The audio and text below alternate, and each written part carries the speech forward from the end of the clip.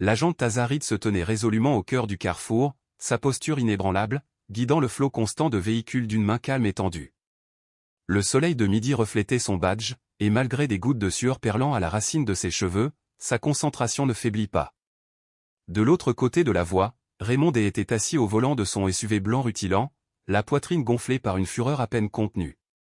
Son regard, sombre de malice, suivait chacun de ses mouvements délibérés. Il cracha le mot « noir » comme une malédiction, d'une voix suffisamment rauque pour couvrir le ronronnement des moteurs et les bavardages lointains. Dans son monde, l'uniforme qu'elle portait ne signifiait rien, pour lui, elle n'était qu'une esclave se faisant passer pour une autorité. Elle n'a rien à faire ici, grommela-t-il, la voix haute pour que tout passant puisse l'entendre. Dans son esprit, son calme, la dignité tranquille avec laquelle elle le confrontait, n'était que condescendance de la pitié se faisant passer pour du respect. Au bref clignotement du feu rouge, Taza lui laissa une dernière chance. Son bras balaya l'air d'un léger arc de cercle. C'était la provocation dont il avait besoin. Appuyant d'un coup d'accélérateur, Raymond déchaîna le rugissement du moteur comme une bête libérée de sa cage. Le SUV bondit en avant, les pneus crissant sur l'asphalte, et le temps sembla s'étirer dans cet instant terrifiant. « Apprends le respect, sale ordure !» hurla-t-il, la voix pleine de mépris au moment même où la bête de métal la frappa. Le choc fut violent. Le corps de Taza s'écroula contre le capot avant d'être projeté brutalement. Elle heurta le trottoir comme un chiffon, son uniforme taché de boue et déchiré. L'élan du SUV le propulsa encore quelques mètres avant de s'immobiliser, la plaque d'immatriculation tintant doucement contre le trottoir. Un silence grave et stupéfait s'abattit sur la rue. Puis, en un instant, l'horreur envahit l'atmosphère, des cris frénétiques, des voix qui montaient et descendaient avec urgence. Raymond sortit comme s'il s'était arrêté un instant. Il observa la scène, une masse d'officiers et de badauds convergeant autour de la silhouette immobile de Taza. Il baissa les yeux vers sa propre peau, puis cracha de nouveau, un geste ponctuant sa haine. « Peut-être qu'ils apprendront à connaître leur place », déclara-t-il d'une voix forte et sans complexe. Un père protégea rapidement les oreilles de sa fille, les sanglots d'une femme résonnèrent dans son téléphone tandis qu'elle filmait le carnage, le visage d'un adolescent se tordit de rage derrière l'objectif de son appareil photo. Il ne broncha pas. Se rapprochant, Raymond se pencha sur le corps meurtri de Taza, l'ombre du soleil de fin de matinée projetant sur elle comme un voile. Il s'accroupit jusqu'à la hauteur de ses yeux, ses paroles dégoulinant de venin. « Qui commande maintenant ? Toi et ton badge ridicule, tu te prends pour un capitaine ?» la railla-t-il. De la salive jaillit de ses lèvres tandis qu'il cracha près de sa joue ensanglantée. « N'oublie pas d'où tu viens.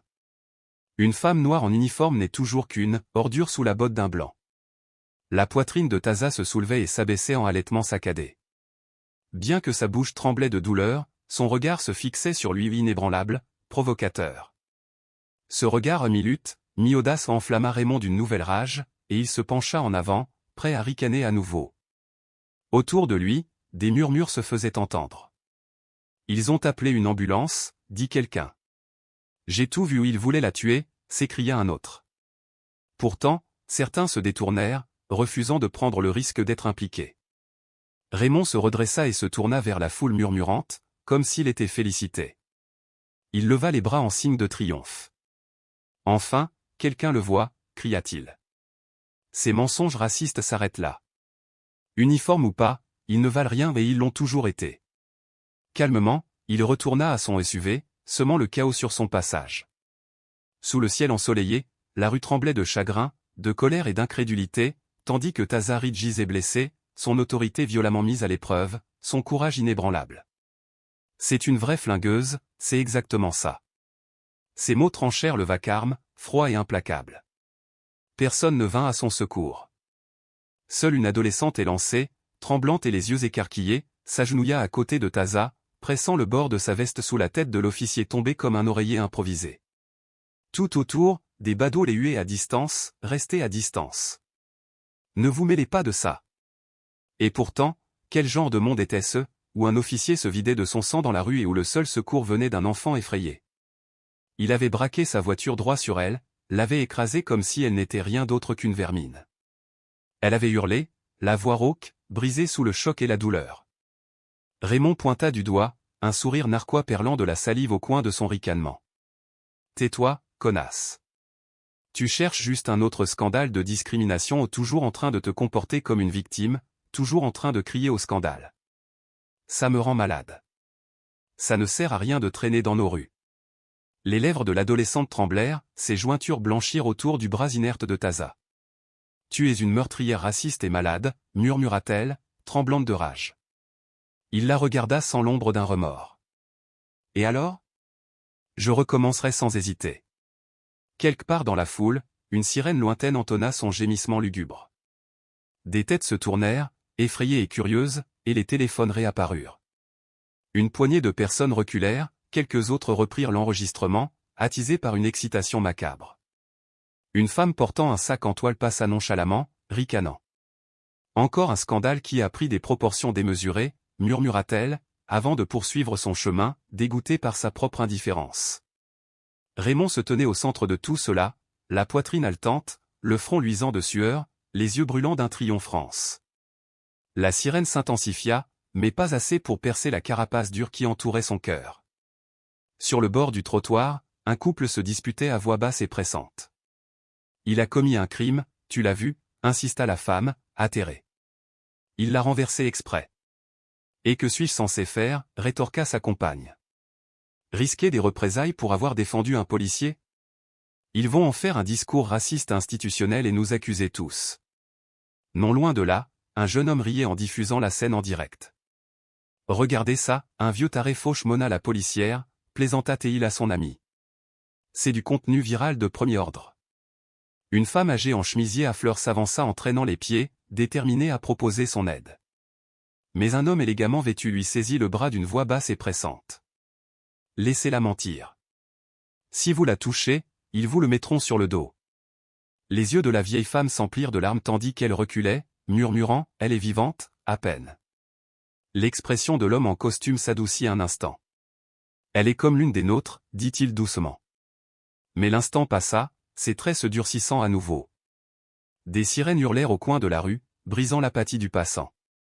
Quelques secondes plus tard, une voiture de patrouille s'arrêta dans un crissement de pneus. 2 policiers en sortirent précipitamment, l'un, un latino aux larges épaules, arme au poing, l'autre, une petite femme blanche, le visage blême sous le choc. Main sur la tête, aboya l'agent latino. Raymond leva les mains, lentement et délibérément, observant le monde comme s'il en était encore propriétaire. Quel est le problème, agent? J'ai juste un peu nettoyé les rues. C'était elle, le problème, pas moi. À terre. La voix de l'agente tremblait de chagrin tandis qu'elle s'agenouillait près de Taza, ses doigts cherchant un pouls qui palpitait comme un papillon de nuit mourant. Elle haleta, les larmes coulant à flots. Elle est en vie, mais ses chances s'amenuisent, c'est une malédiction. Raymond rit de nouveau, d'un rire cruel et creux. Maintenant, il s'en soucie, railla Théil. Si c'était un homme blanc à terre, il prendrait des selfies, pas en deuil. Incapable de se contenir, l'agent latino se précipita en avant et assena un coup de pied rapide qui envoya Raymond s'étaler sur le trottoir brûlant. Raciste, cracha Théil en arrachant les menottes de sa ceinture. Tu vas croupir en cellule pour ça. Alors qu'il fermait les menottes métalliques autour des poignets de Raymond, la foule se fendit. Certains applaudirent, d'autres reprirent le tournage en silence, quelques-uns murmurèrent avec anxiété, dans combien de temps le libéreront-ils? Est-ce que ça fera la une des journaux? La joue de Raymond pressée contre l'asphalte, il murmura pour lui-même juste assez fort pour qu'un agent puisse saisir les mots, je ne regrette rien. Pas encore.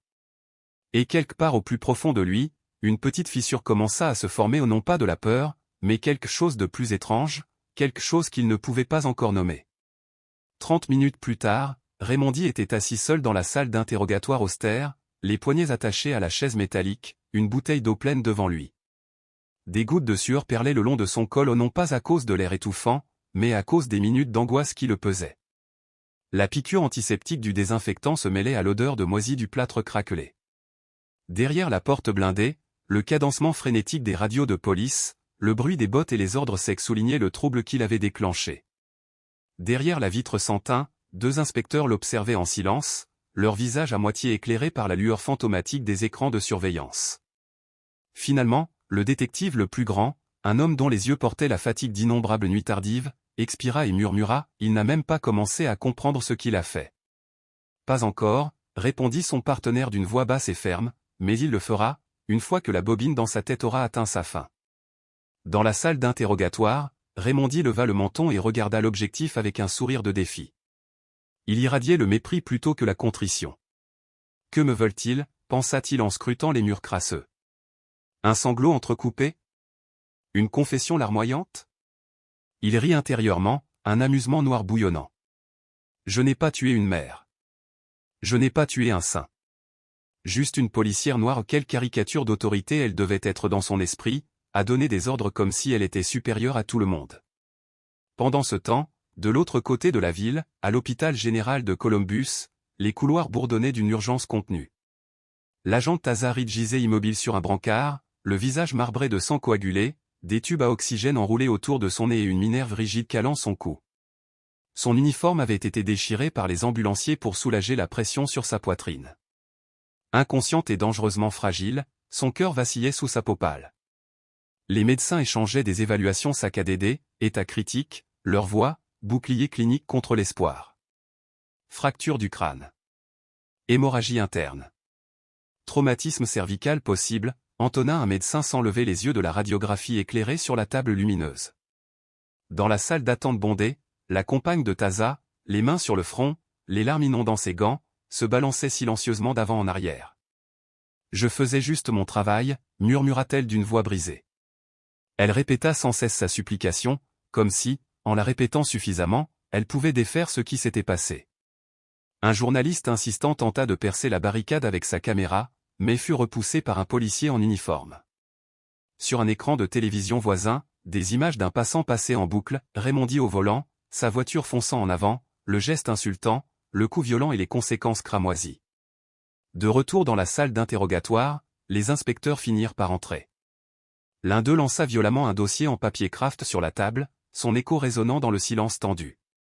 Ils restèrent debout tandis que l'inspectrice, les yeux rouges et épuisés, fixait Raymondi d'un regard d'acier. « Elle s'appelle Taza Reed, 33 ans, dit-elle d'une voix ferme. Officier décoré. Aucun antécédent de mauvaise conduite, aucune plainte. Elle a toute la vie devant elle, si elle survit. » Raymondi laissa son regard dériver vers le contenu du dossier, des photos saisissant la touche de rouge vif sur une botte cirée, le sourire professionnel de Taza quelques instants avant le désastre.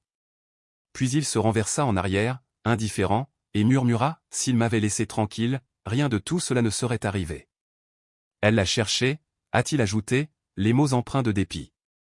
Nous le savons tous, a-t-il ricané, mais personne ici ne le dira à voix haute. Les deux inspecteurs échangèrent un regard tendu. L'un serrait le poing, l'autre examinait leur suspect avec méfiance. Raymond se pencha en avant sur sa chaise, le regard froid. « Je ne regrette rien, dit-il doucement. Si jamais je la revois, plantez-la comme si elle était chez elle et me faisant signe comme si j'étais un chien galeux, j'appuierai sur l'accélérateur, quoi qu'il arrive. » L'inspectrice principale s'approcha, son souffle chaud contre son oreille, sa voix rauque. « Quand il mourra, Raymond, tu porteras son nom comme une malédiction pour le restant de tes jours. Partout où tu iras, les gens te verront pour ce que tu es, un lâche, un porc, un meurtrier raciste. » Les lèvres de Raymond s'étirèrent en un demi-sourire, vide, détaché. Il ne comprenait pas leur indignation, ne ressentait pas leur fureur. Pourtant, bientôt, quelqu'un lui expliquerait précisément pourquoi c'était important, non pas par des mots, mais par la suite. Soudain, les portes de la salle s'ouvrirent brusquement. Lucille Reed fit irruption, serrant l'épaule du gardien avec une force de fer et jetant son sac de côté. Sa voix résonna de l'accueil jusqu'aux portes du bloc opératoire. « Où est ma fille » demanda-t-elle. Une infirmière s'est précipitée, la main tendue en signe d'excuse. « Madame, s'il vous plaît, elle est en salle d'opération. Les médecins font tout leur possible. Calmez-vous, s'il vous plaît. » Lucille serra les dents. « Ma fille court tous les jours au péril de sa vie pour protéger les gens, et un salaud la renverse comme une ordure dans la rue. Je veux le voir. » Le personnel médical a essayé d'apaiser son sang-froid tremblant, mais son visage est resté impassible. Seule sa voix s'est brisée lorsqu'elle a murmuré, « Je ne l'ai pas élevée pour qu'elle saigne comme si elle ne valait rien. » Dehors, le vrombissement des cars de presse arrivant se mêlait au bourdonnement lointain des drones diffusant en direct. Sur les réseaux sociaux, les vidéos se multipliaient à la seconde près, des commentateurs condamnaient Raymond, d'autres s'accrochaient désespérément à son palmarès impeccable, d'autres encore soutenaient que l'officier avait dû le provoquer en premier. De retour dans la cellule de garde à vue du poste, une cabine exiguë et glaciale au mur de parpaing gris et à l'unique objectif de caméra impassible dans un coin, Raymond restait immobile. Par la porte grillagée, des policiers passaient, le regard perçant. L'un lançait un regard méprisant, un autre esquissait un sourire moqueur, un jeune policier détournait la tête, les yeux fermement détournés, et un policier plus âgé fixait Raymond comme pour le forcer à craquer. Raymond ne dit rien. Son sourire s'était évanoui, ne laissant derrière lui qu'une trace d'impatience et d'orgueil blessé. « Il monte un cirque », murmura-t-il. « Tout ça parce qu'une femme a cru pouvoir jouer les héroïnes. Elle mourra probablement, et ils me peindront comme un noir. » Un garde s'est arrêté à la porte et a appelé « Vous voulez savoir comment elle va ?» Raymond haussa les épaules, réticent. « Pas vraiment. » Le garde s'approcha. Ils essaient de la débrancher du respirateur. Mais vous lui avez écrasé une partie de la trachée et fracturé la base du crâne. Vous aimeriez voir les scanners? Raymond tourna la tête mais ne répondit pas. 20 minutes plus tôt, sa mère était venue lui rendre visite. Elle s'était penchée vers lui et avait chuchoté, « Si elle meurt, je plaquerai ton visage sur tous les panneaux d'affichage du pays. Pas comme un martyr, pour ce que tu as fait. » Raymond haussa un sourcil, l'aveu à moitié formé sur ses lèvres. Maintenant, le seul bruit dans la cellule était un silence lourd et menaçant, différent d'avant, indéniablement lourd de ce qui allait encore arriver. Depuis la cellule voisine, une voix rauque s'éleva dans l'air vicié du couloir. « Tu as fait une grosse connerie, mec. Même Dieu ne va pas te sauver. » Raymond ne broncha pas. Il regarda droit devant lui, l'air indéchiffrable. « Tu ne sais rien, » répondit-il doucement. L'autre homme ricana, d'un rire bas et amer. « Non, mais toi non plus. Et quand tu commenceras à comprendre, il sera trop tard. » Raymond ferma les yeux l'espace d'un battement de cœur, juste un battement de paupières, mais derrière ses paupières, les souvenirs affluèrent. Au bout du couloir, dans une autre aile de l'hôpital, une infirmière était agenouillée près d'un brancard et essuyait minutieusement le sang séché sous ses ongles vernis. Chaque coup de coton-tige tremblait légèrement dans sa main affaiblie. Le bip régulier du moniteur cardiaque s'affaiblissait. Des tubes en plastique creusaient de fines lignes sur ses joues et son cou. Quelques heures auparavant, elle était apparue au journal télévisé du soir, une photo d'elle fièrement vêtue d'une tenue impeccable, le dos tourné vers le majestueux dôme du Capitole, le visage levé dans un sourire confiant qui exprimait le service et le devoir. De retour en cellule, le visage de Raymond était impassible. L'humour moqueur avait disparu, remplacé par un calme si profond qu'on aurait dit l'instant précédant l'orage. 3 jours plus tard, la cellule de transit était vide. Raymond D avait disparu de cette étroite boîte en béton. Il avait refait surface, inculpé au centre de détention du comté pour tentative de meurtre aggravé, motivé par la haine.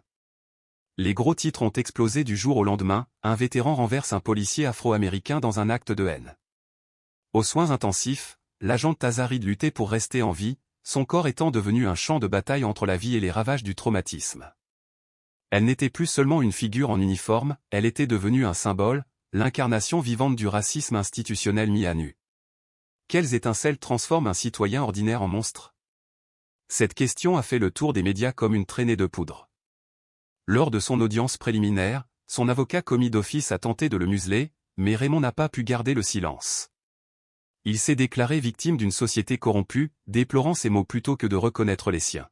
« Je n'ai aucun regret », avait-il déclaré. Ces 4 mots devinrent un point de crucifixion. Ils flamboyèrent à la une de toutes les pages, étouffant toute demande de clémence.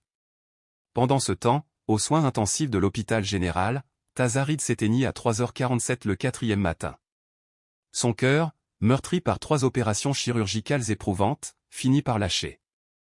Une équipe de médecins travailla avec acharnement pendant 11 minutes, mais leurs efforts ne purent remonter le temps. Sa mère, Lucille Reed, resta à son chevet, témoin silencieuse du déclin de la vie qu'elle avait nourrie. Lorsque les moniteurs s'arrêtèrent, Lucille ne s'effondra pas et ne cria pas.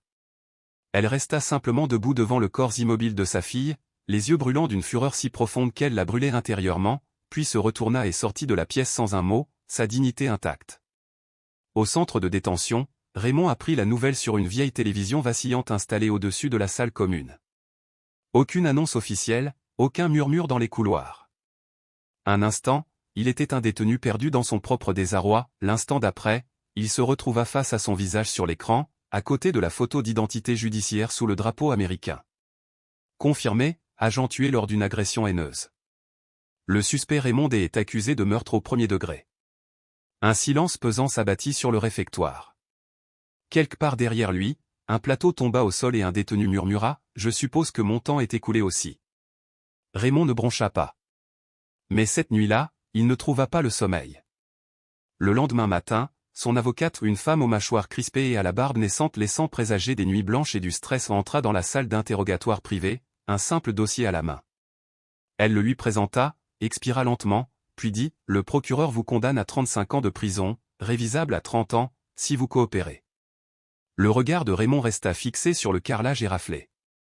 Finalement, il releva la tête et demanda d'une voix calme « Elle est morte ?» L'avocat ne répondit pas, se contentant d'acquiescer. Raymond sentit une boule se former dans sa gorge, sa première émotion depuis des jours. Il porta la main à sa bouche, déglutit, puis la laissa retomber. Je n'y ai pas pensé. Je ne pensais pas qu'elle allait mourir. Vous n'avez pas réfléchi, la voix de l'avocat était brisée par l'incrédulité et le mépris. Vous avez foncé droit sur elle, comme si elle était un sac poubelle sur la route. Vous l'avez traitée de bon à rien. Et pendant tout ce temps, vous me dites que vous n'avez pas réfléchi ? Le regard de Raymond se posa sur la table. J'étais en colère. Tout semblait hors de contrôle, comme si le monde s'était retourné contre moi. Je croyais qu'en tuant une femme noire en uniforme, je pourrais arranger les choses. Sa voix se transforma en un murmure entrecoupé. Le silence s'abattit sur la pièce. Puis il laissa échapper un cri rauque, j'ai tout gâché. Oui, Raymond. Tu as détruit la vie d'une femme qui ne t'avait jamais fait de mal.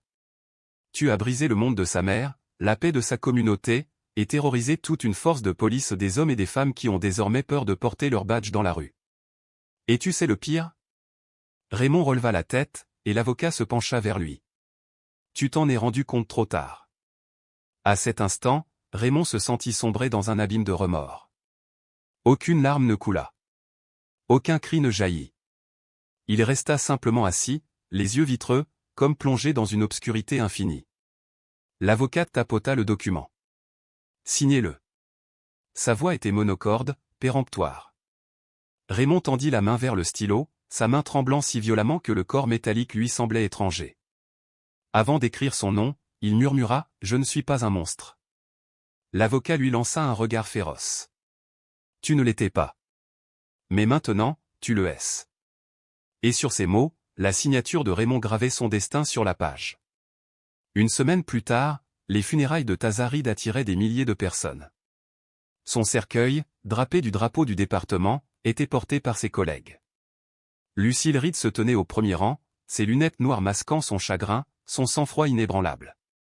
Les éloges évoquaient le déni de justice, la perte et la colère persistante, des vœux que personne n'oublierait.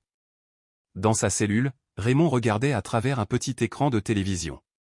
Pour la première fois, des larmes coulèrent sur ses joues, des larmes non pas pour elle, mais pour lui-même, pour l'homme qu'il était devenu, car il était bien trop tard pour être quelqu'un d'autre. Si cette histoire vous a captivé, ne manquez pas notre prochaine vidéo. Cliquez, abonnez-vous, likez et dites-nous depuis quel pays vous la regardez.